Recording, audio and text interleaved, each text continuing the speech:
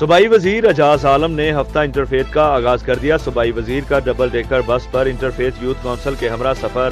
صوبائی وزیر انسانی حقوق و اقلیتی امور اعجاز عالم آکسٹائن نے کہا کہ پاکستان کا اصل سرمایہ نوجوان نسل ہے اور ہفتہ بین الاقوامی انٹرفیتھ میں خواہاں ہیں کہ نوجوان نسل کے ذریعے معاشرے میں امن و امان کو بڑھاوا دیا جا سکے۔ انہوں نے کہا کہ محکمہ انسانی حقوق اور فیسز آف پاکستان مل کر انٹرفیتھ کے فروغ کے حوالے سے پورے ہفتے میں مختلف تقاریب کا انعقاد یقینی بنا رہا ہے۔ ان خیالات کا اظہار صوبائی وزیر اعجاز عالم نے ہفتہ بین الاقوامی مذہبی ہم آہنگی کے آغاز کے سلسلہ میں ڈبل ڈیکر بس ٹرمینل پر میڈیا نمائندگان سے بات چیت کرتے ہوئے کیا، جبکہ اس موقع پر فلاحی ادارے فیسز آف پاکستان کے سربراہ Javed William, director double decker بس اشفاق ڈوگر اور مختلف مذاہب سے منسلک نوجوانوں کی بڑی تعداد موجود تھی۔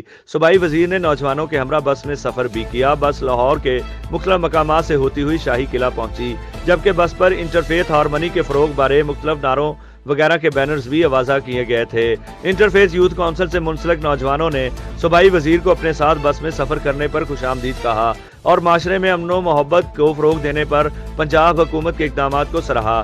صوبائی وزیر نے نوجوانوں کو یقین دلایا کہ پورا ہفتہ مکمل جوش و خروش سے منایا جائے گا اور ہر فورم پر انٹرفیتھ کو فروغ دیا جائے گا۔ صوبائی وزیر نے نوجوانوں کے ہمراہ پاکستان زندہ باد کے نعرے بھی لگائے۔